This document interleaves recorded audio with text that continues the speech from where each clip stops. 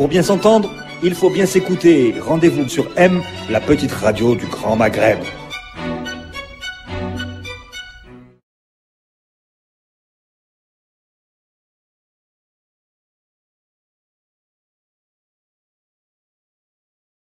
Du jour est Monsieur Nazim Zouéouch, expert énergétique international, ancien président directeur général de Sonatrach. Monsieur Zouéouch, bonjour. Bonjour à tous les auditeurs. Pour m'accompagner, oui, merci. Pour m'accompagner dans cet entretien, notre consultant économique, Hassan Haddouch. Hassan, bonjour. Bonjour. Alors je disais, c'est l'actualité qui a décidé de cette localisation du mercredi. On a laissé passer l'ouverture des plis chez Al-Naft hier pour le 4e appel d'offres sur le domaine minier algérien, pour pouvoir le commenter aujourd'hui. C'était un moment très attendu. L'appel d'offres a été lancé au printemps dernier. Il devait être conclu à la fin du mois d'août. Il a été décalé d'1 mois. Et ce report était d'un mauvais augure. Je crois que, malheureusement, M. Zouéouch, que ça s'est confirmé. Honnêtement, sur 31 parcelles, on s'attendait, compte tenu de ce qu'on nous disait, il y a beaucoup de sociétés intéressées, on parlait de 75 sociétés qui demandaient des clarifications, etc., d'avoir, je ne sais pas moi, au moins une dizaine de parcelles et d'avoir au moins une concurrence sur certaines parcelles. Là, ce que je répète, ce qui est quand même remarquable, sur 4 parcelles, 3, il n'y avait pas de concurrence, il y a eu une seule offre, c'est tout. Bon, elle a été attribuée, c'est parfait, c'est très bien. Mais c'est ça, et l'autre chose, vous venez de le dire, comme on a eu beaucoup de discours sur nos possibilités en hydrocarbures non conventionnels, le gaz de schiste en particulier, et beaucoup de parcelles étaient orientées vers les... 50% à peu près. Oui, peut-être à peu près. Et là, il n'y a eu aucune offre qui a été faite sur une parcelle pouvant contenir des hydrocarbures non conventionnels. Est-ce que ce n'est pas la première conclusion qu'il faut tirer de cette appel d'offres ? Les partenaires étrangers ne sont pas intéressés par le gaz de schiste en Algérie. Si on s'en tient aux chiffres et aux résultats, oui, et puisque ça n'a intéressé personne, il n'y a même pas eu un début de volonté de vouloir dire bon, on va essayer de voir ce qui se passe ici. Donc, alors qu'est-ce que ça prouve ? Est-ce que c'est prématuré ? Nous, on pense que le gaz de schiste, il existe en Algérie. Maintenant, il y a beaucoup de travail à faire pour pouvoir le transformer en réalité de production. Et je pense que les sociétés étrangères ont dit, bon, c'est encore prématuré. Est-ce que c'est le moment d'y aller ? Ne faut-il pas attendre ? Ne faut-il pas se concentrer, le peu qu'il y avait, se concentrer sur le conventionnel, comme elles l'ont fait, de toute façon. Mon sentiment, le domaine minier algérien, non, ça n'est pas la principale raison. Le domaine minier algérien a encore un certain degré d'attractivité. L'Algérie est une grande province pétrolière et qui n'est pas totalement explorée. Et je pense que ça peut intéresser, ça devrait intéresser les gens. Et on a vu, vous savez, pendant le terrorisme, où on pouvait dire que c'était le problème de sécurité qui pouvait gêner, on a eu vraiment beaucoup de gens qui sont venus, qui ont fait de l'exploration et qui ont eu des résultats très encourageants, des résultats positifs. Non, moi je pense qu'il faut chercher la raison dans d'autres secteurs. Est-ce que notre dispositif législatif est suffisamment attractif ? La question qu'il faut se poser. C'est ce qu'on disait. Oui, c'est la fiscalité qui vous est. Bon, est-ce que la modification de la loi qu'on a eue en 2013 a été suffisamment attractive ou elle s'est uniquement contentée de donner des incentives uniquement sur les gaz non conventionnels, les hydrocarbures non conventionnels? Est-ce que c'est ça? Bon, là, si ça n'est que ça, c'est un échec parce qu'il n'y a personne qui est allé sur le non conventionnel. Est-ce que c'est la situation d'une manière générale qui dit... Je pense que les sociétés étrangères trouvent qu'il est quand même relativement difficile de travailler en Algérie, non pas parce que les règles sont un peu fluctuantes, si vous voulez. Ce qui est important pour ces sociétés qui viennent travailler, parce que ça coûte cher de faire l'exploration, et c'est une œuvre de longue haleine. On ne vient pas faire l'exploration sur un an, et on s'en va, on vend quelque chose, on repart, c'est terminé. Là, on s'engage pour de longues années. Donc, ce qui est important pour les gens, c'est pas que les règles soient difficiles au point de vue économique, c'est que ces règles soient constantes et qu'elles soient respectées en permanence et qu'ils puissent avoir la possibilité d'avoir une vision sur le long terme. Ça, c'est très important pour ces sociétés. Et la deuxième chose qui intéresse les gens, c'est qu'ils ont besoin d'avoir la réactivité de la part de leurs collègues de l'autre côté, les collègues en l'Algérie. C'est-à-dire qu'ils doivent en permanence, une fois, ce qu'ils veulent, une fois qu'ils se sont lancés dans l'exploration, ils doivent être traités en partenaires. Est-ce que dans les acteurs qui ont soumissionné, qui ont été retenus, il n'y a pas quand même d'acteurs qui peuvent permettre aux autorités algériennes de dire il s'est passé quelque chose? Écoutez, les acteurs qui ont soumissionné, bon, il y a quand même bon, on va commencer par le plus gros, Shell. Hein? Bon, Shell, ils sont là, c'est vrai, mais il faut quand même noter, ils ne sont pas opérateurs. Or, c'est important. Vous savez, l'opérateur a une position très importante par rapport... Quand vous avez un consortium, vous avez le... Ah oui, je veux quand même dire qu'il y a un point positif dans cette... C'est que il y a enfin une parcelle au nord qui est prise. Il ne faut pas oublier que le nord de l'Algérie a été très peu exploré, alors que c'est là qu'on a trouvé les premiers hydrocarbures en Algérie. Donc moi, je considère qu'il y a un point positif, c'est celui-là, qu'il y ait des gens qui s'intéressent au nord. Ça, même si la géologie est compliquée... D'ailleurs, je crois que c'est la seule parcelle sur laquelle il y a eu de la concurrence. C'est la seule où il y a eu de la concurrence. Mais là, le groupement qui a pris, c'est Shell et Repsol. Hein, si je me trompe pas, c'est bien ça. Parce que mademoiselle doit le savoir mieux que moi. Hein. Et malheureusement, c'est Repsol l'opérateur. Moi, j'aurais voulu que ce soit Shell l'opérateur. Parce que, bon, quand même, Shell, c'est quand même une société qui a... C'est une major. Major. Repsol n'est pas une major au point de vue pétrolier. Repsol, c'est surtout... Et comment vous expliquez cela? C'est que le risque qu'on a voulu le Il semble que Shell ne veuille plus être opérateur. Voilà. Il semble qu'ils ne veulent plus être opérateurs. Ils viennent parce qu'ils sont intéressés. Ça prouve que si Shell est intéressé, c'est quand même une société importante. Il dit, bon, ça veut dire qu'en Algérie, il y a encore des possibilités. On l'espère. Oui, c'est un point positif. Sinon, les autres groupements qui ont pris les blocs, vous avez donc Statoil. Bon, Statoil qui est déjà présent en Algérie, puisque vous savez que Statoil est associé à BP, aussi bien à Tigan-Tourin qu'à Ain Salah. Et avec Sigma qui semble être une filiale de Statoil. Hein, et Shell, toujours. Mais Shell n'est pas opérateur, c'est Statoil qui est opérateur. Et vous avez alors un nouveau venu qu'on ne connaît pas, enfin, qui n'a pas travaillé en Algérie, c'est Dragon Oil, qui est une société émirati, mais ce sont des Anglais qui l'animent. C'est pas une petite boîte, hein. Ils ont une production assez intéressante au Turkménistan, je crois. Hein. Ils travaillent beaucoup dans ces zones-là.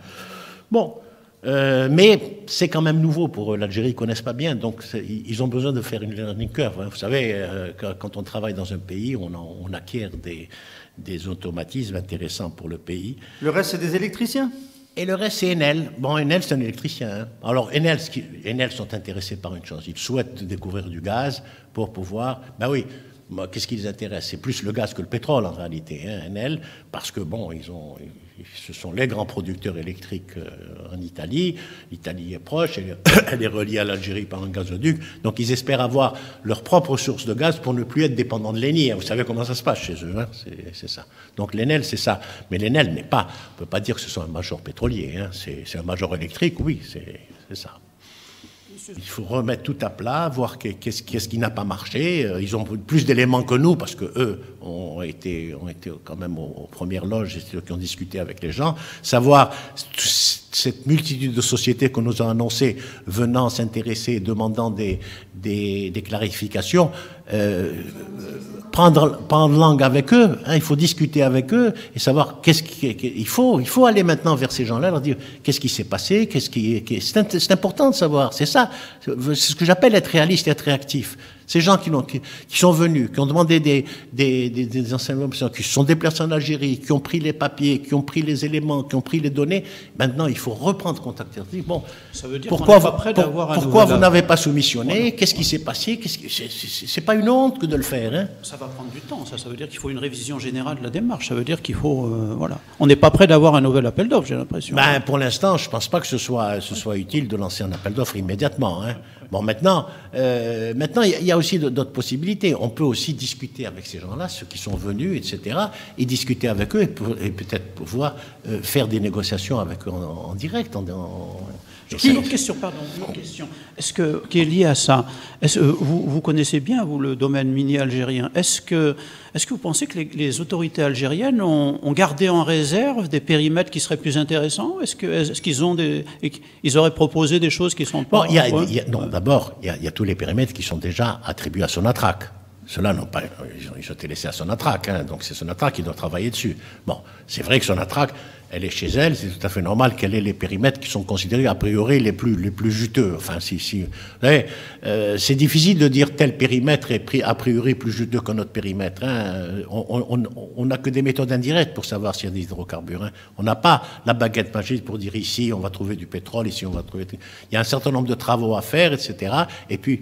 Le juge de paix, c'est le trou qu'on fait et qui donne ou qui donne pas. Hein. C'est ça, en définitive. Hein, Mais je pense que là, je pense qu'il y a eu deux orientations. On a essayé de répartir les parcelles à travers l'ensemble du territoire national. Ce qui est bien, c'est qu'on a donné le nord, je répète, et je suis très content qu'il y ait quelque chose qui est pris au nord. Et deuxièmement, on a donné quand même l'accent, parce que c'était dans l'air du temps, sur les hydrocarbures non conventionnels. Il y a eu un gros pari à dire, voilà, on va proposer beaucoup d'hydrocarbures non conventionnels, et ça va venir si vous voulez, ajouter de l'eau dans notre moulin en disant, les hydrocarbures non conventionnels sont attractifs. Malheureusement, ça n'a pas été. Je ne comprends pas pourquoi on en vient comme ça à changer un PDG de la première société africaine et de la 12e ou 14e société mondiale, comme ça, sur un coup de tête. Enfin, sur un coup de tête, j'en sais rien. Mais en tout cas, vraiment, c'était malvenu. Hein. C'était pas le moment, surtout à la veille des résultats d'un appel d'offres, hein, où quand même Sonatrach est parti. Parce qu'il faut dire la vérité, la force percutante de Dannaft, c'est les gens de Sonatrach qui la fournissent. Un Naft n'a pas de monde, c'est Sonatrach qui lui donne. Les données sismiques, les données géologiques, c'est Sonatrach qui les donne. Elle n'a rien, Naft. Elle ne fait pas. C'est elle qui fait tout. C'est Sonatrach qui fait tout. Donc, on s'est tiré un coup de feu dans le pied. Mais non, c'est incompréhensible. Comme ça, on change. Alors que on peut comprendre qu'on puisse changer X ou Y dans des zones. Mais là, c'est vraiment pas l'endroit où il faut faire des changements comme ça. En plus, ce sont des changements qui ne sont même pas expliqués s'il y avait une raison. Il n'y a aucune raison. On change parce qu'on a changé, c'est tout. Voilà. Est-ce qu'on peut pas imaginer qu'il y avait un hiatus entre le ministère, entre M. Yousfi, qui fait des annonces sur... Oui. Et puis la réalité de l'opérateur qui est Sonatrach, qui ne va pas au même rythme. Le PDG était plus au fait des réalités de la boîte, parce qu'il l'a dirigé, il était dedans, et il savait quels étaient les problèmes. Et je pense que...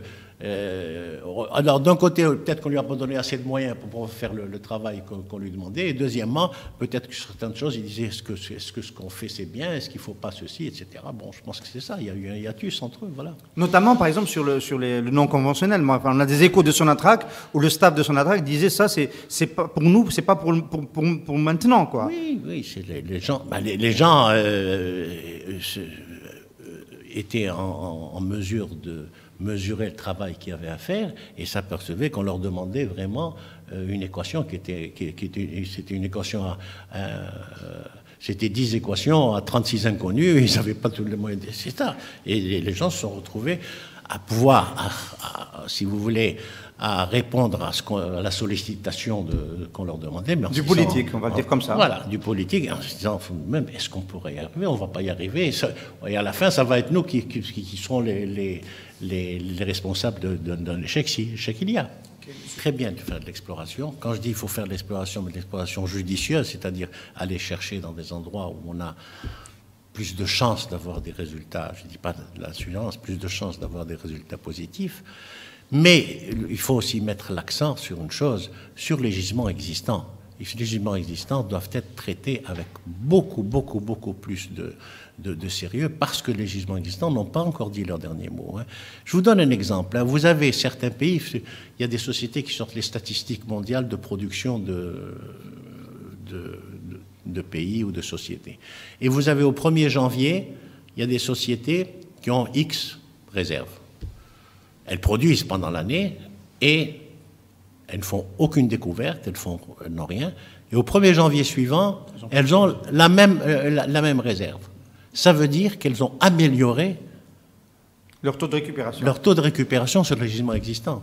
Et ça c'est quelque chose qui est très important. Et nous avons ces moyens. Nous avons des gisements qui peuvent répondre à cela. Mais malheureusement, c'est pas l'impression qui est donnée. Hein. Moi, je suis plus aux affaires, hein, je peux pas. Mais au résultat que je vois, j'ai l'impression qu'on ne met pas assez l'accent sur l'amélioration de la réponse des gisements existants. Parce que nos grands gisements ont été découverts au cours des années 60, hein, pratiquement, avec des moyens sismiques, par exemple, ou des moyens qui sont aujourd'hui considérés comme étant complètement obsolètes. La technologie a considérablement évolué. Est-ce qu'il n'est pas temps de refaire un screening, de revoir un peu tous nos gisements existants, avoir de nouvelles images? On peut avoir des résultats extrêmement intéressants en Algérie, hein, sur nos gisements. Bon, j'ai dit devant vous déjà qu'on avait Hassim Saoud, qui était, bon, un point, c'est un gisement géant, ça on le sait très bien. Mais là, c'est du travail, c'est de l'investissement. Mais ça vaut la peine, parce que ça c'est du sûr, ça, parce que lui, il existe, vous savez qu'elle existe, mais seulement il faut la sortir.